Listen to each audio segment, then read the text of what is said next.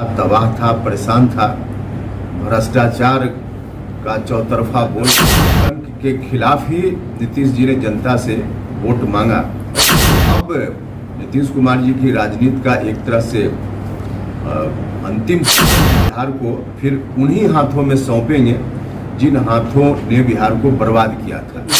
जी देखिए, आज की तारीख में नीतीश कुमार जी की कोई अहमियत राजनीति में बची नहीं। अहमियत स्वयं ही उन्होंने समाप्त कर ली। अब ऐसी स्थिति में उनकी पार्टी धीरे धीरे बिहार में समाप्त। पार्टी के संगठन को, पार्टी की पहुंच को हर टोला मोहल्ला तक पहुंचाना है। कुछ महीना पहले पार्टी का गठन हुआ और कार्यक्रम बना के बिहार के सभी जिलों में जाकर वहाँ पार्टी के जो कार्यकर्ता साथी हैं उनके साथ एक सम्मेलन करना। इसी मकसद से पूरे बिहार में अलग अलग तारीख में हर जिला का कार्यक्रम तय हुआ है। अनेक जिलों का कार्यक्रम संपन्न हो गया और कल सुपौल में हम इसी कार्यक्रम के सिलसिले में आए और यहाँ भी जिला कार्यकर्ता सम्मेलन आयोजन हुआ और फिर यहाँ के बाद अभी मधेपुरा जाएंगे। मधेपुरा से कल अररिया का कार्यक्रम है और बारी बारी से बिहार के सभी जिलों का कार्यक्रम है। कल भी यहाँ बहुत अच्छा कार्यक्रम हुआ और हर जगह बिहार में हम लोग जहाँ जा रहे हैं काफ़ी कार्यकर्ता साथियों का समर्थन, उत्साह हर जगह हम लोग देख रहे हैं। और जब रास्ते से गुजरते हैं तो वहाँ आम लोगों का भी काफ़ी आकर्षण पार्टी के प्रति, एक क्रॉस से कास्ट लाइन सभी जात धर्म के लोग, जिसमें स्वाभाविक रूप से सोशल जस्टिस से चाहने वाले लोगों की बड़ी भीड़ होती है, वैसे लोगों के आकर्षण का केंद्र हमारी पार्टी बन गई है और बिहार भर में उस रूप में पार्टी आगे बढ़ रही है। देखिए, नीतीश कुमार जी भी इसी तरह के अभियान को लेकर कभी निकले थे। समता पार्टी बनी और तब से निरंतर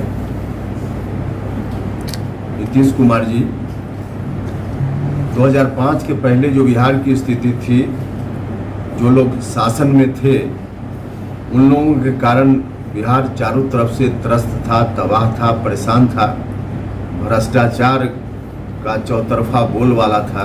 लॉ एंड ऑर्डर नाम की कोई चीज़ नहीं थी। उस परिस्थिति से बिहार को बाहर लाने का अभियान नीतीश कुमार जी ने समता पार्टी के नाम पर और फिर बाद में जनता दल यूनाइटेड के नाम पर चलाया। लोगों ने भरोसा किया, नीतीश जी आए सत्ता में। बीच में भी 2005 से लेकर 2020 तक लगभग हर बार लालू यादव के आतंक के खिलाफ ही नीतीश जी ने जनता से वोट मांगा और लोगों ने उन पर भरोसा भी किया। लेकिन अब नीतीश कुमार जी की राजनीति का एक तरह से अंतिम समय चल रहा है।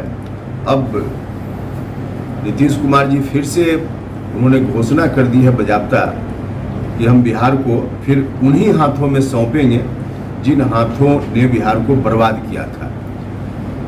अब इस बात से बिहार के लोग भी परेशानी में हैं और हम लोगों से अपील और आग्रह यही करने के लिए निकले हैं कि परेशान होने की कोई ज़रूरत नहीं है।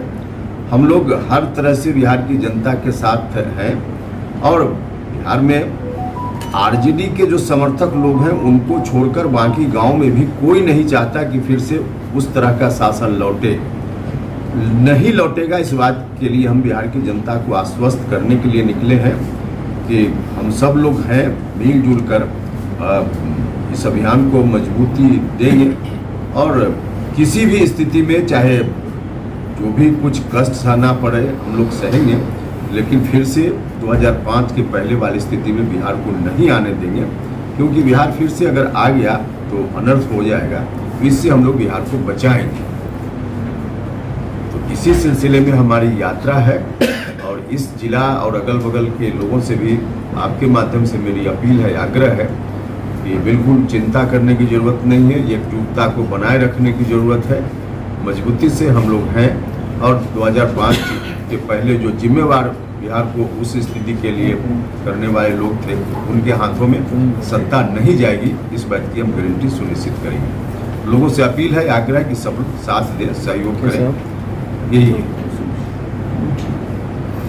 अब कोई सवाल हो तो आप पूछ सकते हैं। राहुल गांधी को सजा मुक्त करार दिया गया है और उसके बाद से लगातार यह अटकलें लगाई जा रही हैं कि निर्विवाद रूप से जो है वह इंडिया गठबंधन के पीएम कैंडिडेट होंगे, क्या कहेंगे? देखिए, यह तो उनका मामला है, लेकिन हाँ, विपक्ष का भी रोल डेमोक्रेसी में होता ही है। और ठीक है कि अभी 2 दिन पहले कोर्ट ने जो कुछ भी कहा, उसके बाद की स्थिति, उसके बाद के बयान के बारे में आप चर्चा कर रहे हैं, लेकिन कोर्ट का डिसीजन नहीं आया था, तब भी विपक्ष की जो एकता की पहली मीटिंग हुई बिहार में, पटना में, उसमें ही लालू जी ने स्पष्ट कर दिया था कि इस गठबंधन के नेता राहुल गांधी होंगे।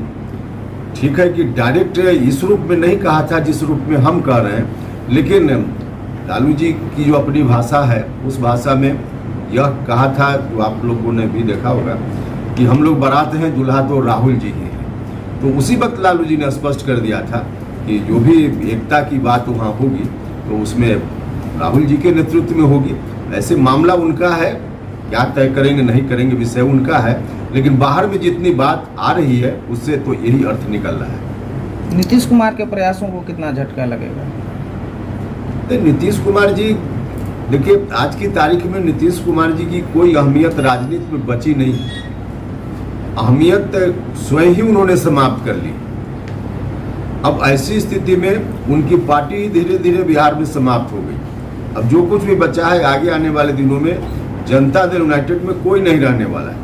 इनकी पार्टी का अवसान अब बहुत ही निकट है।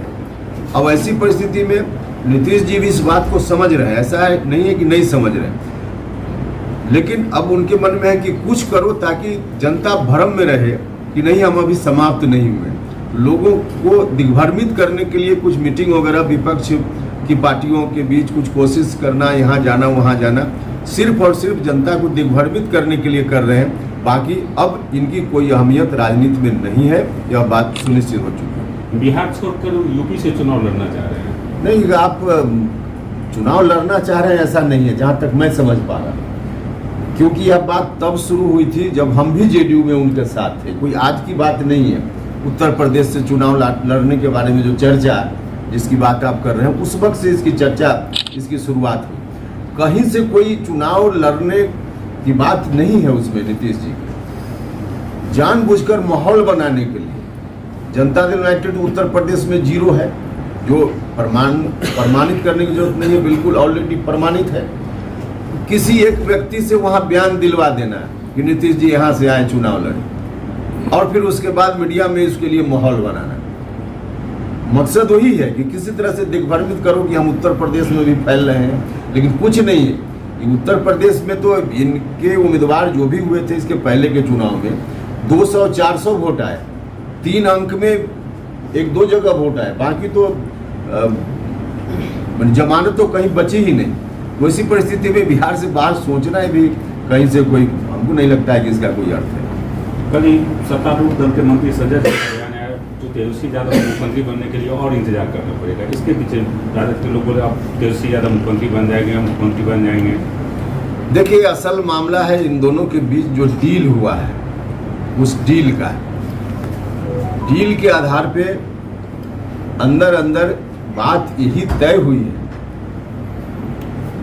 कि नीतीश जी को यहाँ की राजनीति से मुक्त कर देना है और तेजस्वी यादव की ताजपोशी करनी है, यह बात तय है।